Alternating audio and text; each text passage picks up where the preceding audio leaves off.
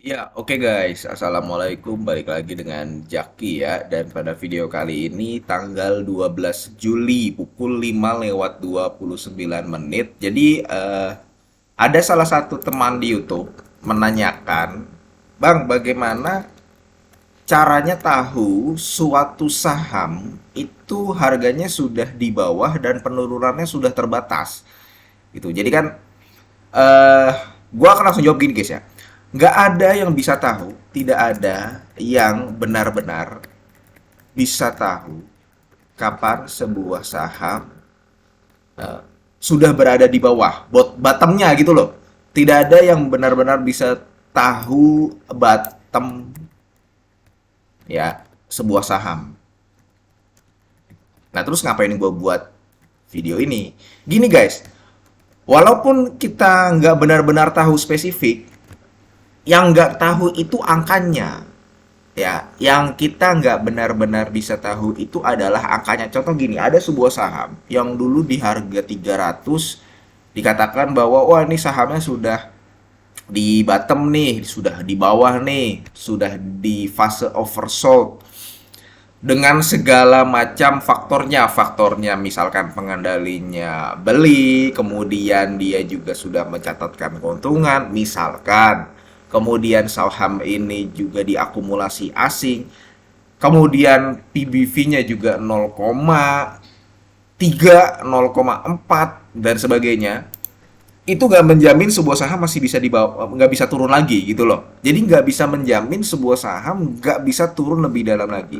Nah, selama ini kan kita banyak menggunakan rumus, menggunakan cara ya. Ada yang menggunakan PBV-nya, ada yang melihat berdasarkan pair-nya, ada yang tadi kemarin gua bilang dengan si Garbat, kemudian kita lihat asetnya ya kan. Apakah dia termasuk saham aset play atau tidak. Kemudian kita lihat dari apanya lagi, asingnya masuk ya, akumulasi akumulasi atau tidak ya kan. Kemudian apalagi banyak teknikalnya bagaimana, terus kemudian oversold apa tidak ya. Jadi dan lain-lain, ada berbagai macam cara ya, ada berbagai macam cara yang biasanya orang gunakan untuk menentukan sebuah saham sudah di posisi bottomnya atau tidak. Tapi gini guys, berdasarkan pengalaman, nah ini guys ya, gua ini berdasarkan pengalaman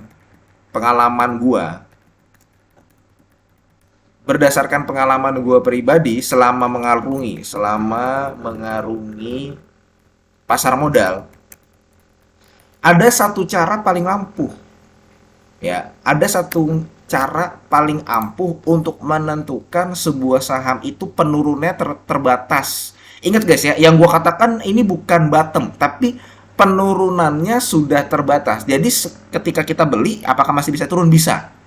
Cuman tidak jauh dari tempat kita beli, biasanya dia akan mantul lagi. Dia akan memantul, kemudian dia akan naik lagi. Nah, apa guys? Berdasarkan pengalaman gue pribadi selama mengarungi pasar modal, ada cara paling efektif ya untuk menentukan fase ini guys, fase menentukan penurunan ya, penurunan yang terbatas. Apa guys? Dari dividen berapa persen? Dari dividen 5%. Nih guys. Ini berdasarkan ya. Ini jawaban nih, jawaban dari dividen 5%. Coba lu ini di luar ya. Di luar saham-saham high dividend ya. Ah, di luar saham-saham high dividend. Jadi saham-saham high dividend yang biasanya membagikan dividen yield 10%, 8%, 9%, 12%, 15%, itu lu keluarkan. Nah, kita membicarakan saham-saham di luar itu, saham-saham non-siklikal. Berdasarkan pengalaman gue pribadi selama mengarungi pasar modal, ada cara yang paling efektif untuk menentukan penurunan sebuah harga saham sudah terbatas.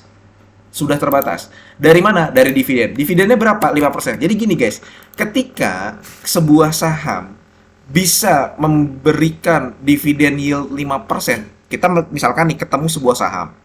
Sahamnya itu turun terus, turun terus. Oh, PBV-nya udah 0,6. Wah, PR-nya udah 3 nih. PR-nya udah 4, PR-nya udah 5, udah di bawah 10. Oh, aslinya udah mulai akumulasi. Itu berdasarkan pengalaman pribadi gue ya, itu nggak bisa menjamin sebuah saham penurunannya terbatas. Cuman ketika gua menggunakan rumus dividen yield 5%, jadi ada saham turun terus, ternyata berdasarkan hitungan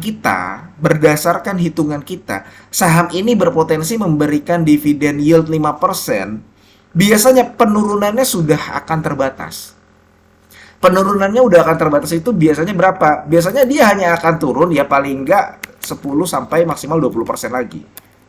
Ya gue bilang ini terbatas karena kenapa? Dari rentan waktu 10 sampai 20% ini kita masih bisa average down, kita masih bisa belanja lagi. Repot kalau misalkan penurunannya masih bisa di angka 30%, 50%. Kan ada. Ada.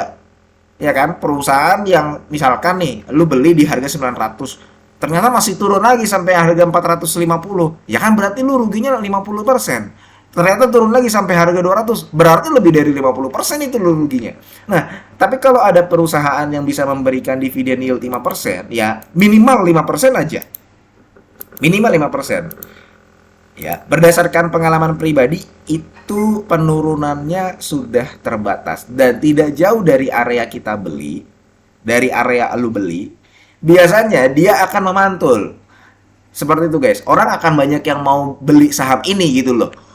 Apalagi kalau misalkan lu bisa meminimalisir resiko dengan membeli saham yang dividen yieldnya potensinya di atas 5%. Ingat, ini di luar saham-saham yang high dividen ya, karena saham-saham yang high dividen biasanya sudah punya stigma sendiri bahwa kalau misalkan ini saham nggak membagikan 10%, dia roboh gitu loh. Nah, saham dengan PBV sebesar apapun, 5, 6, 4 gitu ya, kalau dia bisa memberikan dividen yield 5%, dividen yield di 5%, biasanya penurunannya akan terbatas. Seperti itu, guys. Oke, mudah-mudahan apalagi ya, sorry, sebelum ini selesai, apalagi lu bisa mencari saham berdividen yield 5%, kemudian dia secara valuasi, secara aset, dan lu bisa menemukan faktor-faktor ini, guys. Lu ada potensi selain mendapatkan dividen, lu juga bisa mendapatkan capital gain-nya. Dan itu yang gue lakukan selama ini, guys. Oke, mudah-mudahan video ini bermanfaat dan semoga lu sehat selalu sehingga kita bisa bertemu kembali di video-video selanjutnya. Ini bukan ajakan jual atau beli ya. Gue akhirnya wassalamualaikum warahmatullahi wabarakatuh.